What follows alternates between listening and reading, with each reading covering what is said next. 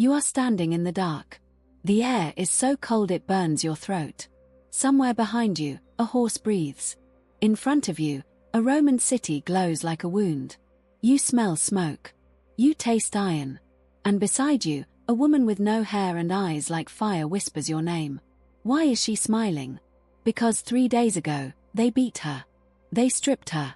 They took her daughters and did things that still have no name. And tonight, she is going to show Rome what a broken queen can build. Her name is Boudica. And this is not a legend. This is what happens when an empire forgets that women remember everything. Now, let the candles burn low. Let the wind carry the ash. And let us walk beside her, just for a moment, into the fire. You are not born in a palace. There are no golden cradles or marble floors. You are born in a roundhouse, thatched roof, packed earth floor, smoke curling out of the hole in the ceiling like it is late for something. Outside, the wind hums across the moors. Inside, your mother hums something older. You are Iceni, born to the eastern edges of Britannia, a land the Romans will one day call a frontier, but which to you is simply home. There are no maps, only instincts. The rivers speak. The oaks stand tall. And the land feeds you when you respect it and punishes you when you do not. As a child, you are not sheltered. You are wind-battered, mud-smeared, sun-warmed. You learn to ride before you walk properly. You learn the weight of a spear before you learn embroidery, which is just as well since your embroidery looks like it lost a fight. Your parents encourage this. Daughters must be as sharp as sons, perhaps sharper. Sons can be stupid and still inherit. Daughters have to earn it. The elders teach you stories, not from scrolls but from memory. Tales of gods with antlers, queens with iron wills, and rivers that carry away cowards. You listen with wide eyes and a mouth full of honeyed oats. You do not just want to hear the stories. You want to be one. Your tribe lives close to the land and closer to rumor. You hear whispers of strange men with red cloaks and steel sandals landing to the south. They build roads where the earth did not ask for them. They cut down sacred groves to make space for taxes. But they are far away for now. You do not think about Rome. You think about horses. You think about the talk around your neck, bronze, heavy, passed down by the women who came before you. You think about your name, Boudica, and how it means victory. You smile at that. It feels more like a prophecy than a name. You grow, and the prophecy grows with you. You become a woman of sharp tongue and sharper blade. You marry Prasutagus, the king of the Iceni, a clever man who has learned to smile at Rome while grinding his teeth. Together you rule a tribe that has not surrendered but has not yet rebelled. You give birth to daughters, 2 strong, sharp-eyed girls. You train them to ride, to fight, to survive. You do not raise them to marry well. You raise them to never kneel. And for a time, there is peace. But peace with Rome is never peace. It is only the silence before the storm. And the storm, when it comes, will arrive not with thunder, but with a knock on your door in the middle of the night. That knock is still years away. But you can already feel it, somewhere deep in the bones of your name. Victory. You just do not know yet what it will cost. That knock comes sooner than anyone expects. Your husband grows sick, slowly at first, then all at once. Prasutagus lies on the furs, his breath shallow, his eyes fixed on the smoke hole as if he can already see the other side. He knows what happens to tribal lands when a king dies without a Roman-friendly plan. So he writes a will. He names Rome as co-heir to the Iceni kingdom, alongside you and your daughters. He thinks it is clever, a compromise, a bridge. But Rome does not do compromise. Rome does not share. Especially not with women. You bury your husband in silence. You place his talk on the altar. And then you wait. Not for grief to pass, but for Rome to arrive. They come before the earth has even settled. Roman officials in polished armor and smug expressions ride into your settlement. They do not bring condolences. They bring scrolls, debt collectors, and an air of entitlement that makes your fingers ache for a blade. Prasutagus's will is ignored. Conveniently lost. Rome claims everything. Land, weapons, livestock, treasure, even your throne. No vote, no ceremony, just Latin paperwork and a forced smile. You try diplomacy. You quote their own laws back at them. They quote steel back at you. And then it escalates. Roman soldiers storm your home. Not with an army. They do not need one. Just enough men to send a message. They tear down your sacred statues. They strip you, beat you publicly. The queen of the Iceni dragged through the mud in front of your own people. And your daughters. What they did to your daughters is the kind of cruelty that Roman historians write around, the kind that never leaves a mother's heart. You hold the girls afterward, trembling and silent. Their eyes are open but seeing nothing. You look into their faces and something inside you shifts. Not breaks. Shifts. Older than Rome. Older than empires. A fury with purpose. The village elders urge patience. They speak of survival, of waiting, of silence. But you do not scream. Not yet. Instead, you walk to the sacred grove at midnight. You bury your hands in the cold earth. You whisper a name. Your own name. Boudica. Victory. And the earth, some say, whispered back. When you return to your roundhouse, you are no longer a queen betrayed. You are a blade being forged. Rome thought it was punishing you. What it actually did was give you the one thing no empire should ever hand its enemies. A reason. And now, the real story begins. You do not raise an army overnight. You raise it in whispers. First, you ride to the village of the Trinovantes, old enemies of Rome who have watched their sons taken for tribute and their daughters vanish into Roman households. You arrive at dusk, your head wrapped in a dark cloak, your daughters riding beside you like silent omens. The elders do not recognize you at first. Then you pull back the hood. They see the scars on your scalp where the Romans shaved your hair. They see the welts on your arms. They see the faces of your girls, still pale, still silent. No one speaks. No one needs to. The oldest woman in the village takes your hand and places it on a stone altar. She says nothing. But behind her, men begin to sharpen blades that have not been touched in years. Word spreads like fire through dry grass. The Iceni come first, then the Trinovantes, then the Coriel Torvi, tribes that have warred against each other for generations, now united by one thing: hatred. They arrive on horseback, on foot, by cart and chariot. Some wear woolen cloaks. Others come nearly naked, painted in swirling blue, their eyes bright with something between faith and fury.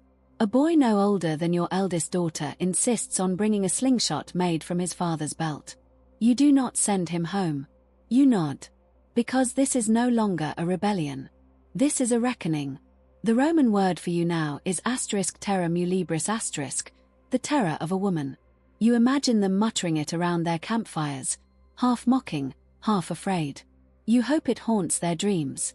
Your camp grows into a mobile city. Traders arrive selling bread, arrows, and talismans shaped like your chariot. Bards begin composing songs before the first real battle is fought. Your name passes from lip to lip like a prayer or a threat, depending on who is listening. But you keep order. You appoint scouts, messengers, commanders of villages and clans. You do not want chaos. You want something Rome will never see coming. Organization. Every night the fires burn bright. The Druids chant in languages older than Latin. You bless weapons with blood, sometimes pig, sometimes not. You do not ask. There is no official count, but the Romans will later claim your force was over 100,000 strong. You do not count. You feel them. The heat, the noise, the pressure of 10,000 dreams pushing behind your chariot wheels. Your daughters sleep near you, curled beneath a bare pelt. You watch them. They sleep like children, but they march like queens. You tighten your grip on your spear. Soon there will be a Roman city on the horizon. And behind you, a sea of spears that refuses to forget. But the first blow, when it comes, will not be where Rome expects. It will be where Rome is weakest. And Rome, for all its legions, has no idea what is coming. You choose Camulodunum first. The Roman colony at the edge of Iceni territory, built on land stolen from your ancestors. Once it was a tribal stronghold. Now it is a veteran settlement, fat with smugness and marble, a place where retired soldiers grow old telling stories of battles won against people who could not fight back. They even built a temple. Not to your gods, of course, No, they erected a gleaming shrine to the dead Emperor Claudius, as if worshipping a Roman corpse somehow makes the occupation holy. Your people call it an insult. The Romans call it civilization. Tonight, you will show them the difference. You do not arrive quietly. The scouts see you coming, or rather, they see the dust cloud you bring. Your army is too large to hide, and frankly, you have no interest in hiding. Subtlety is for traitors. This is a warning. The city panics. There are no legions stationed here, just old soldiers with rusted blades and parade armor. They lock the gates. They pray to Claudius. You laugh, a low, terrible sound that your daughters have never heard before. Then you raise your spear. The first wave hits the walls like a storm tide. Your warriors do not need siege towers. They have rage, and rage climbs faster than any ladder. The gates splinter within an hour. Your chariots circle the streets, driving the terrified into narrow alleys. Roman citizens scream for mercy. You remember screaming too, once, when they stripped you. But not today. The temple of Claudius is the last to fall. The defenders barricade themselves inside, praying to stone and plaster. You order the doors burned. It takes 2 days. Not because of resistance, but because fire is slow and thorough, like your memory. On the third morning, the temple collapses. The smoke rises black and thick, carrying the smell of roasted marble and death. You stand among the ruins and do not smile. This is not joy. It is necessity. Your daughters collect bits of scorched bronze from the temple floor. You let them. They deserve to carry trophies. This is only the beginning. Word will reach Londinium soon. Then Verulamium. Then the Roman governor himself. Let him come. Let him bring his legions. You have burned one city, but you have lit something larger. A fire in the hearts of every tribe who ever knelt to Rome. And fire, once kindled, is very hard to put out. The next target is richer, larger, and much more Roman. Londinium is waiting. And Londinium has no idea what ash tastes like. The smoke from Camulodunum is still rising when you turn your army south. Londinium waits, fat and unsuspecting, a merchant city built on trade and Roman arrogance.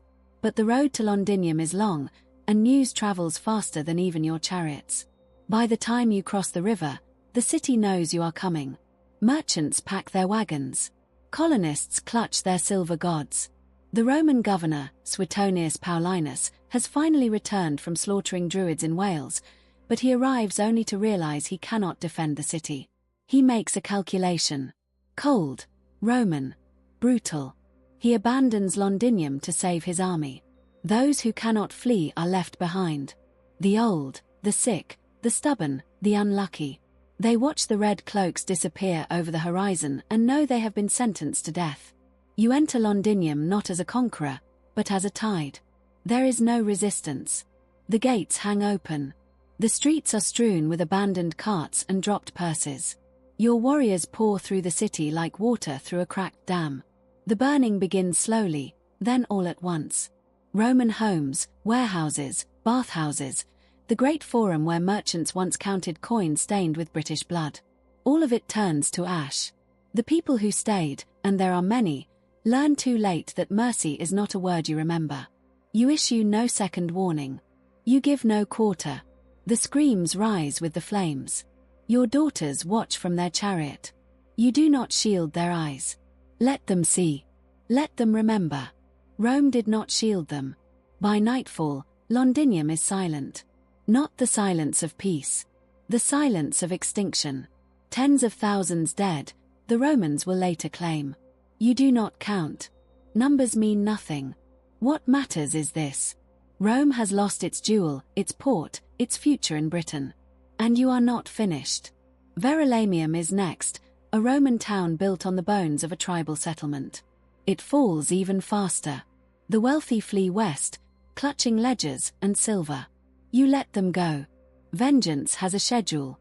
When the last building collapses, you stand on a hill overlooking the smoke and feel something you did not expect. Not satisfaction. Emptiness. 3 cities burned. Thousands dead. And still, the man who ordered your whipping breathes somewhere to the west. Suetonius is waiting. He has chosen his ground. A narrow valley with a forest at his back. No room for your chariots. No flanks to turn. He wants you to come. And you, Boudica, Queen of Ashes, have never known how to refuse a challenge. The final battle is coming. And you are already riding toward it. The valley is called Watling Street, though you do not know that name. To you, it is simply a killing ground. Narrow, flanked by forest, with a Roman army waiting at the far end. 10,000 legionaries in polished steel, shields locked, spears braced.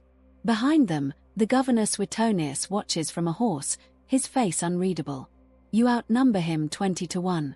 Your army stretches across the horizon, a sea of blue paint and bronze blades, farmers with sickles, warriors with spears, women with kitchen knives. The druids chant. The war horns blare. Your daughters stand beside you in the chariot, their faces pale but steady. You raise your spear to the sky and scream. A sound that has no words. A sound that is 80,000 throats crying for blood. Then you charge. The Roman wall does not move. Your warriors slam into it like waves against a cliff. Again and again, the crash of iron on iron, the snap of breaking spears, the wet sound of blades finding flesh. But the line holds. It always holds. The valley works against you. Your numbers clog the field. There is no room to maneuver, to retreat, even to breathe. Your own warriors become the wall that pins you in place. And then the Romans advance. Slowly.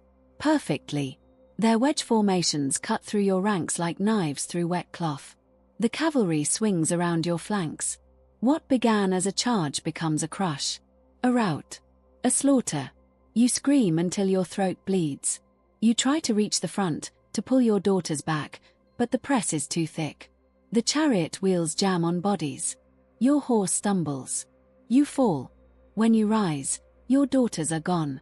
Lost in the chaos. You search for hours, or perhaps only minutes. Time has no meaning here. You find them by a stream, still alive, still breathing. The three of you hold each other in silence. Around you, your army dissolves into the forest. The Romans do not chase. They do not need to. The battle is over. You have lost. Not just the battle. You have lost Britain. The old gods have turned their faces away. You retreat into the woods, deeper than the Romans dare to follow. Your daughters sleep against your chest. You stare at the fire and make a decision. Not a Roman decision. Not a queen's decision. A mother's. You will not let them take you alive. You will not let them parade you through the streets of Rome in chains. The poison is small, dark, bitter. You share it among the three of you. And as the world grows soft and dim, you whisper their names one last time. The Romans will say you died of illness. Or that you vanished into legend. But you know the truth. And now, so do we.